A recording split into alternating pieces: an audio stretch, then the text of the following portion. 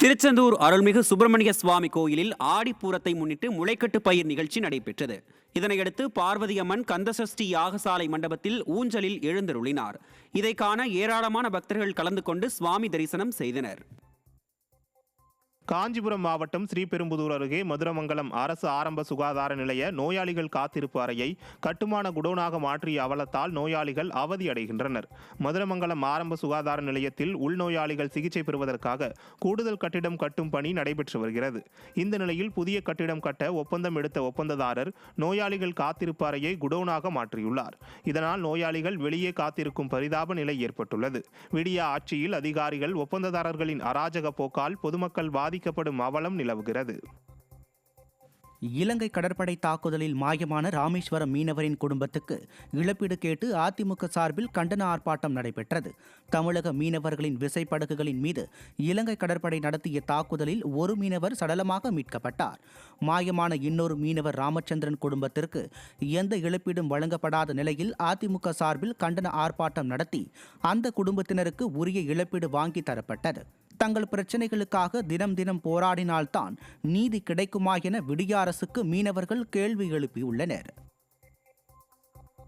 கள்ளக்குறிச்சி நகர பகுதியில் ஆபத்தான முறையில் அரசு பேருந்தில் பயணம் செய்யும் அரசு கல்லூரி மாணவர்களின் வீடியோ வைரலானது. விடியா ஆட்சியின் திறனற்ற ஆட்சி நிர்வாகத்தால் அரசு போக்குவரத்து துறை திணறி வருகின்றது. இதனால் பல பகுதிகளில் பேருந்து பற்றாக்குறையால் பொதுமக்கள் பல மணி நேரம் காத்திருந்து படியில் தொங்கியபடியே பயணிக்கும் அவல நிலை உள்ளது. கச்சிராபாளையம் அருகே அரசு பேருந்தில் கல்லூரி மாணவர்கள் தொங்கியபடியே செல்லும் வீடியோ வெளியாகி மக்களிடையே அதிருப்தியை ஏற்படுத்தியுள்ளது. கூடுதலாக அரசு பேருந்துகளை இயக்க வேண்டுமென அப்பகுதி மக்கள் கோரிக்கை வைக்கின்றனர். பொது சொத்துக்களுக்கு சேதம், பொது அமைதிக்கு குந்தகம் விளைவித்த வழக்கில் கடலூர் நீதிமன்றத்தில் விடிய அரசின் போக்குவரத்து துறை அமைச்சர் சிவசங்கர் ஆஜரானார். அரியலூர் மாவட்டம் சன்னாசிப்பேட்டையில் கடந்த 2015ஆம் ஆண்டில் மணல் குவாரிக்கு எதிராக முற்றுகை போராட்டம் நடைபெற்றது.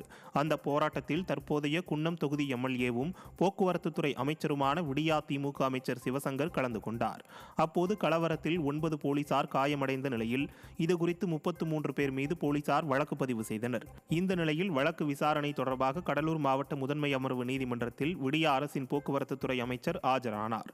வழக்கை விசாரித்த நீதிபதி ஆகஸ்ட் மாதம் 22ஆம் தேதிக்கு வழக்கை ஒத்திவைத்து உத்தரவிட்டார். திருவள்ளூர் மாவட்டம் திருத்தணி அருகே விடிய அரசின் நான் முதல்வன் திட்ட அதிகாரிகள் குளறுபடியால் பொதுமக்கள் அதிர்ச்சி அடைந்தனர்.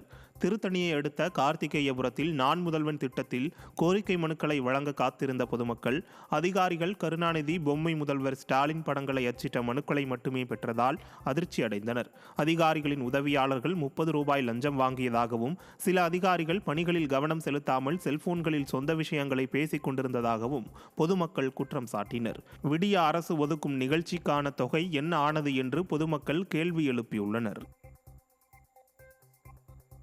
மயிலாடுதுறை மாவட்டம் சீர்காழியில் மரத்தின் கிளைகள் முறிந்து விழுந்து வீட்டின் சுவர் இடிந்ததில் தூங்கிக் கொண்டிருந்த மூவர் படுகாயமடைந்தனர். சீர்காழியில் வியாழக்கிழமை அதிகாலை பெய்த பலத்த மழையின் காரணமாக நாராயணமூர்த்தி என்பவரது வீட்டின் மீது மரத்தின் கிளைகள் முறிந்து விழுந்ததில் வீட்டிலிருந்த மூவர் படுகாயமடைந்தனர். அருகில் இருந்தவர்கள் அவர்களை மீட்டு சிகிச்சைக்காக சீர்காழி அரசு மருத்துவமனையில் சேர்த்தனர். தகவல் அறிந்து வந்த போலீசார் விபத்து குறித்து விசாரணை மேற்கொண்டுள்ளனர். நீலகிரி மாவட்டம் உதகை நகரம் 2ஆம் சீசனுக்காக தயாராகி வரும் நிலையில் கர்நாடக பூங்காவில் கள்ளிச்செடிகள் மற்றும் மலர்களை சுற்றுலா பயணிகள் கண்டு ரசித்தனர். கடந்த 25 நாட்களுக்கும் மேலாக தென்மேற்கு பருவமழை பெய்து வருவதால் உதகையில் உள்ள சுற்றுலா தலங்கள் சுற்றுலா பயணிகளின் வருகையின்றி வெறிச்சோடி காணப்பட்டு வருகிறது. இந்த நிலையில் உதகையை அடுத்த பேர்ன்ஹில் பகுதியில் அமைந்துள்ள கர்நாடக பூங்காவில் 62 ரகங்களுக்கு மேல் பூத்து குலுங்கிய மலர்கள் சுற்றுலா பயணிகளை வெகுவாக கவர்ந்தது.